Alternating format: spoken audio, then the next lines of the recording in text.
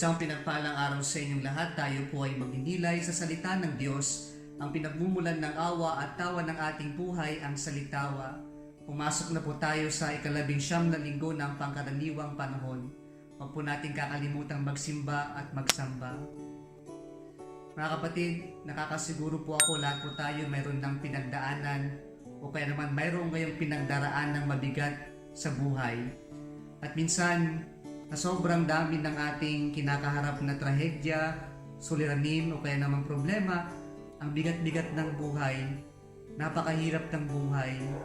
At para bang minsan mag-isa tayo, feeling natin wala tayong makakasama, wala man lang tutulong sa atin. O kaya naman, dumako na tayo sa punto ng ating buhay na tila ba wala ng pag-asa, napakahirap, patong-patong yung ating kinakaharap na problema, o kaya namang dagok sa buhay. At para bang wala na tayong malalapitan, wala man lang gagabay at tutulong sa atin. Sa linggong ito mga kapatid, pinapaalala sa atin ng Panginoon na kahit na po anong mangyari sa buhay natin, kailanman hindi tayo pinabayaan ng Diyos.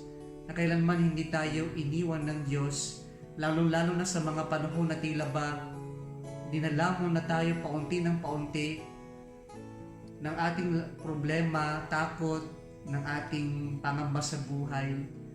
At para bang lulubog na tayo gaya ng karanasan ni Pedro sa ating ebanghelyo ngayon.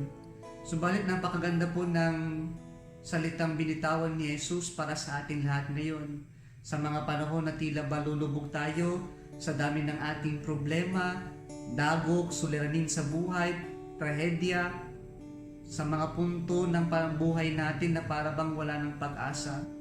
Sinasabi ng Panginoon sa atin ngayon, take courage, it is I, do not be afraid. Sa unang pagbasa natin ngayon mula sa unang libro ng mga hari, napakinggan natin yung karanasan ni Elijah. Ito yung punto na siya po ay nagtatago sapagkat Queen Jezebel was after his life.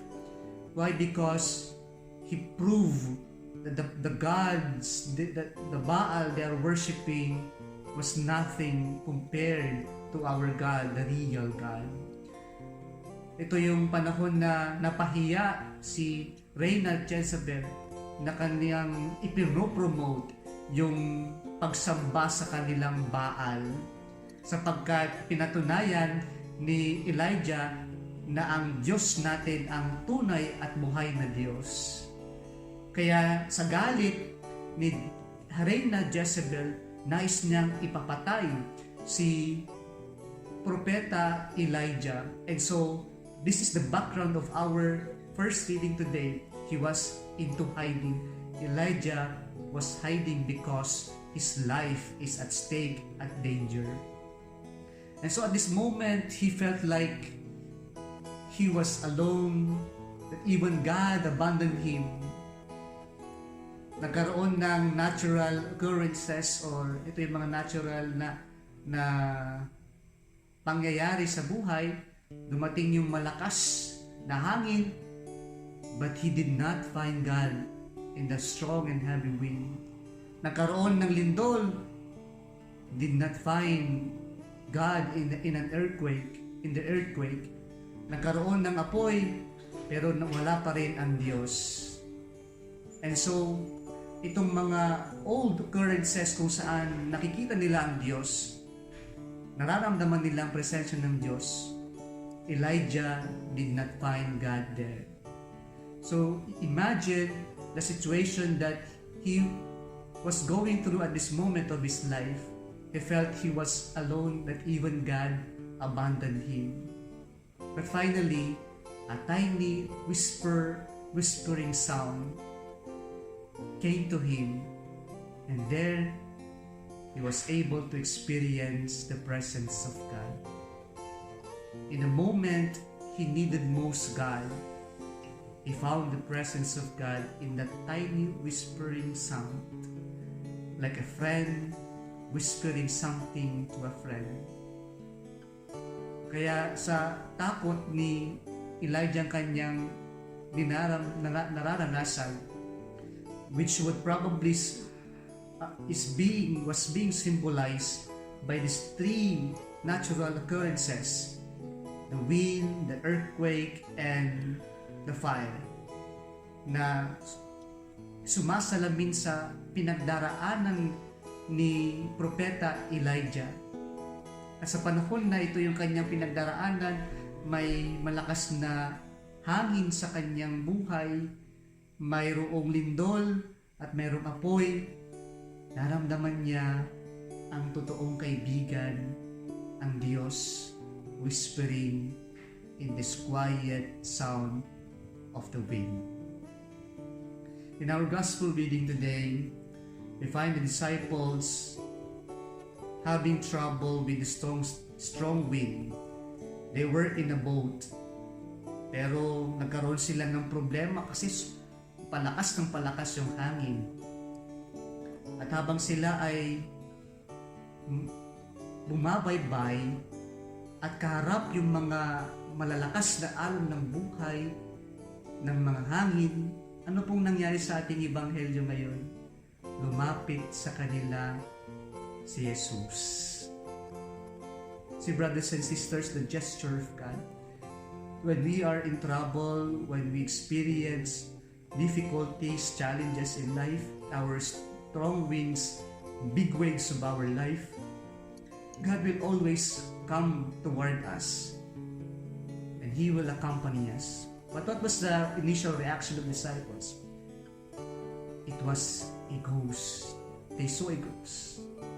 But the Lord said to them, "Take courage, it is I, do not be afraid." See, brothers and sisters, the assuring words of Jesus, that when we are afraid, when we are facing so much challenges in our life, He would always tell us these words: "Take courage, it is I, do not be afraid." And so, the Lord is reminding us that no matter what happens in our life, with all our fears, struggles, and challenges, He would always tell us, "It is I." Our God is with us. He is present. And so, we remember how God introduced Himself to Moses. He said, "I am who am."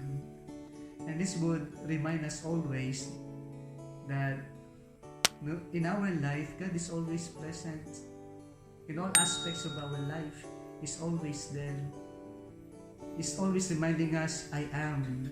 And the time of God is always today, not yesterday and tomorrow. And this, our God, would always tell us that He is with us in all the things that we are going through in life. And so, when Peter heard the words of Jesus, "Take courage, it is I, do not be afraid," sabi niya, "Lord, kung Ikaw nga yan, pahintulutan mo akong maglakad palapit sa iyo." And God simply said, "Come." Sinubukan ni Pedro at nakalakad siya. But when he was no longer focused on the Lord, when he saw again these big waves and strong winds, he started sinking. See the gestures of God. When Peter was sinking, he immediately stretched out his hand when Peter said, "Lord, save me." Our friend is always there, ready to help us, stretching His arms towards us in times of our difficulties in life, in times that we are sinking like Peter because of these strong winds of problems and big waves of challenges in our life. When we say, "Lord, save me," the Lord will always be ready to stretch out His hands for us. Yan po yung ating kaibigan. Kaibigan na hindi lamang sa panahon na binibigay niya sa atin yung pangangailangan natin. Our God who knows, understands, and will provide and provides all the needs that we have, which we reflected last Sunday. Our God who's generous, our God who would always provide what we need. But today, our God is our friend who accompanies us even in the bitterness of our life, in our strong way problems in our life, in these big waves of problems and challenges in our life. He's always there, whispering the tiny sound of friendship in our ears, which is, take courage, it is I, do not be afraid.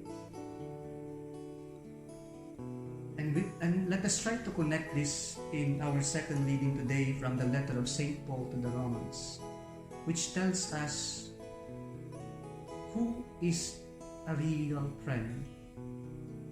So a friend does not only accompany us in difficult moments in our bitterness, but a true friend will always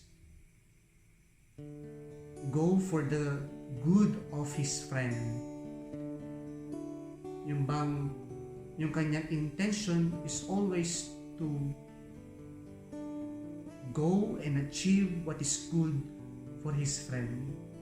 See, the experience of St. Paul in our second reading today, he would like Israel to be evangelized, but his people continued to reject him, to continue his mission of evangelizing him.